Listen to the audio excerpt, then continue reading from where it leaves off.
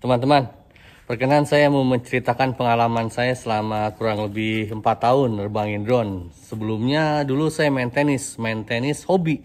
Sekitar 20 tahun lebih saya main tenis. Makanya karena udah lama menjalani sehingga saya tahu karakter secara psikologisnya karena saya belajar juga gitu. Secara psikologisnya kalau pemain tenis itu begini, pemain tenis itu emosian, itulah kenapa mereka diarahkan untuk suka ngomel-ngomel sendiri, jancuk gitu, gimana kayak gitu kan, maaf gitu, supaya emosinya tersalurkan. Dan perbedaan antara pemain tenis pria dan wanita adalah kalau pemain tenis pria itu kan ofensif, dia tuh agresif, suka maju mundur, aktif gitu, kayak Roger Federer, Nadal, Novak Djokovic. Pemain-pemain tenis pria itu suka maju mundur dari baseline ke net, balik lagi gitu ke baseline, balik lagi ke net gitu. Nah, kalau cewek itu biasanya itu dia monoton di baseline aja. Biasanya mau pemain tenis yang juara sekalipun kayak Venus Williams, Serena Williams itu baseliner. Walaupun ada juga sedikit, tapi sedikit banget yang suka maju dan sesekali gitu. Itulah perbedaannya antara pemain tenis pria dan wanita. Nah, kalau drone gitu, kalau drone saya perhatikan gitu menurut pengalaman saya, makanya saya senang banget kalau sama pilot-pilot drone. Pilot drone itu pada umumnya adalah orang yang senang belajar. Coba teman-teman rasain, orang yang senang belajar gitu. Nah, ke depan setelah ini saya mau bahas tentang prediksi saya gimana kira-kira hobi drone di Indonesia begitu. Kemudian gimana caranya supaya enjoy dan kemungkinan peluang-peluangnya untuk menghasilkan supaya jadi menguntungkan buat teman-teman begitu ya.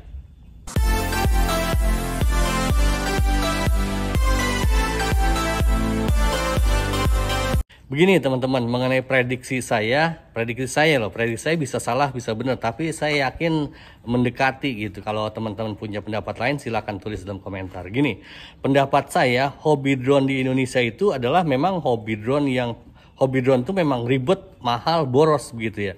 Sehingga saya prediksikan 9 dari 10 orang yang nyoba hobi drone akan menyerah di tahun pertama. 9 loh, 9 dari 10 itu akan menyerah di tahun pertama karena begitu susahnya hobi drone ini gitu. Coba teman-teman rasakan gitu. Jadi cuma satu dalam setahun pertama itu, satu orang yang survive untuk mengikuti melangkah ke tahun berikutnya gitu, tahun kedua. Nah, untuk tahun berikutnya di 3 tahun berikutnya itu 9 dari 10 pemain drone itu akan pensiun begitu. Itu pendapat saya. Ya, teman-teman bisa rasa sendiri. Kalau Om Jakral nggak tahu ya, udah berapa tahun gitu. Kayak Bang Sogo udah lebih 3 tahun dan beliau masih eksis gitu. Jadi, kalau menurut pendapat saya, orang yang bisa bertahan di hobi ini lebih dari 3 tahun, kemungkinan dia udah mengarah ke hobi. Drone FPV loh ya, gitu. Udah mengarah ke hobi. Begitu. Dan yang membuat enjoy menurut saya lagi ya.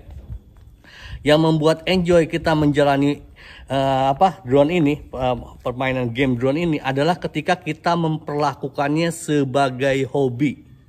Gitu. Coba lihat, mayoritas di antara teman-teman mungkin termasuk Anda juga. Anda mengharapkan dari drone ini itu dapat penghasilan. Saya yakin kemungkinan besar Anda kecewa. Kemungkinan besar gitu. Karena kalau feeling saya sih, kalau untuk bisa seneng, maka kita harus memperlakukannya ini sebagai hobi gitu. Sebagai hobi, sebagai kesenangan, entertainment, enjoyment begitu. Itu memang jarang banget dan saya sangat senang, dengan senang hati saya senang banget asli kalau ketemu sama teman-teman yang sesama hobi, sama memperlakukan drone sebagai hobi. Saya bisa merasakan orang-orang yang memperlakukan drone ini sebagai hobi atau niatnya bisnis gitu. Kayak Om Pilot Nakal misalnya, udah terkenal gitu ya. Om Pilot Nakal itu masuk kategori dia hobis, penghobi atau bisnismen. Kemudian Cak Tri itu hobis atau bisnismen gitu. Kalau saya mohon maaf ya kalau menurut pendapat, kalau salah ya saya mohon maaf. Biarin aja, manusia kan memang gudangnya salah. Kalau menurut saya pilot nakal itu bukan hobis, beliau bukan penghobi, beliau itu bisnis. Beliau memperlakukan drone sebagai ladang usaha. Chatri juga kayaknya lebih mendekati hobi sih, tapi tetap belum hobi kalau menurut saya. Mungkin kata Chatri kan karena di Bogor kan susah untuk terbang gitu, makanya beliau banyaknya pakai micin dan beliau senangnya ngoprek-ngoprek. Kalau kayak Om Sigit Ensin itu kalau menurut saya bisnis jualan menurut saya sih. Ya nggak tahu juga gitu. Dan kalau menurut saya sih, kalau teman-teman di antara teman-teman ada yang pengen memperlakukan drone ini sebagai untuk kesenangan, harus menurut saya sih mutlak harus memperlakukan sebagai hobi. Jangan dilihat dari keuntungannya, tapi enjoymentnya, kesenangan hatinya gitu.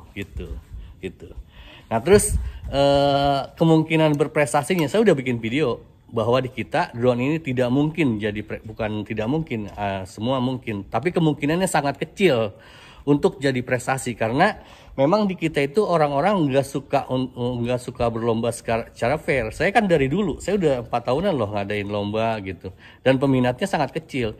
Itu indikasi yang nyata bahwa masyarakat kita itu nggak suka lomba. Masyarakat kita itu senangnya cari koneksi, cari temen begitu kan, gitu. Itu realitanya, termasuk saya begitu. Nah sekarang bagaimana caranya untuk menguntungkan? Saya analogikan kayak gini. Ada teman saya yang beliau buka usaha ini kayak game online gitu. Nah dia kan ngumpulin kayak bonus segala macam, itu dijualnya keluar. Saya tanya kenapa nggak dijual di Indonesia? Karena kalau orang Indonesia itu harapannya itu ketika dia melakukan sebuah aktivitas, dia harapnya dapat untung begitu. Itu makanya kalau kita niatnya untuk dapat untung, untuk kesenangan itu jauh banget loh, beda. Kalau kita niatnya untuk hobi, itu jangan mikirin untung. Kalau mencari untung mah bisnis aja gitu. Jadi kalau teman-teman niatnya mau menguntungkan, itu harus keluar, bukan di kita. Karena di kita orang kita termasuk saya itu gak jelas. Dia tuh maunya sebenarnya mau hobi atau mau nyari untung sih, gak jelas. Kita tuh pengen dua-duanya. Kita kemaruk pada umumnya, termasuk saya, pengennya ini diambil ngarawuku siku lah gitu istilahnya, gitu yang saya sampaikan. Jadi sekali lagi saya sampaikan untuk teman-teman, ini sekaligus warning kalau untuk yang mau ikutan ya. Jadi ini di hobi ini 9 dari 10 penghobi yang nyoba drone akan gugur di tahun pertama. 3 tahun berikutnya sama, 9 dari 10 akan pensiun begitu. Silakan tulis dan komentar menurut pendapat Anda, dan saya mohon izin, saya mau terbangin drone saya. Ini teman-teman, quad saya yang ini OSD-nya nggak nyala, tapi bodo amat lah.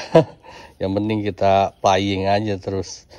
Bodo amat mau nyala mau kagak, yang penting masih kelihatan. Tuh lali lu, sweet child of mine. Totet, saya taruh di sini.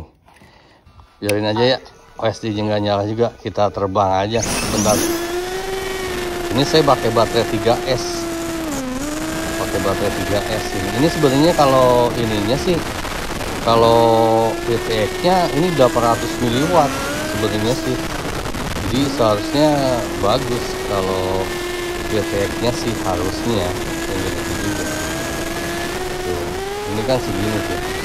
Ini saya sampai segini tuh masih kelihatan lah, walaupun kerepek wajar, Ini kan tuh kan. Saya naruh motor di luar tuh kan. Wah, gila ya. Tempat sempit dimasukin aja gitu.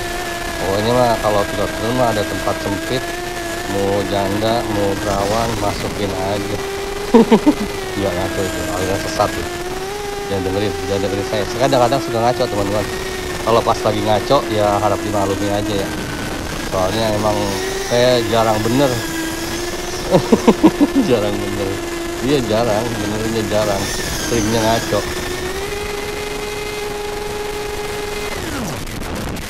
Woi, jauh banget, tinggi banget mang. Woi, gokil. Asli itu, terselamatkan. Gak nyangkut, kalau nyangkut saya harus naik nih. Aduh, kacau ya. Gokil ini, gokil, asli gokil. Gokil teman-teman, jangan dituruti ya, bahaya ini kayak gini. Medan ya terbang ini. Udah tahu-tahu ntar baterai habis lagi loyo. Ya, wah, fresh.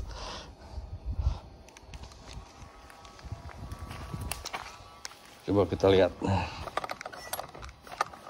Di mana kamu? Oh, di sini. Gak apa-apa, santai aja. Relax. Panas Om. Panas, gak apa-apa. Wah.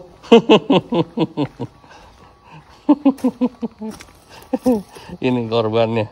Tuh, potong. Saya nggak bawa lagi kayaknya ini. Ya udahlah, terbang satu baterai aja. Udah saya punya baterai lagi, satu lagi. Cuman karena ini apa?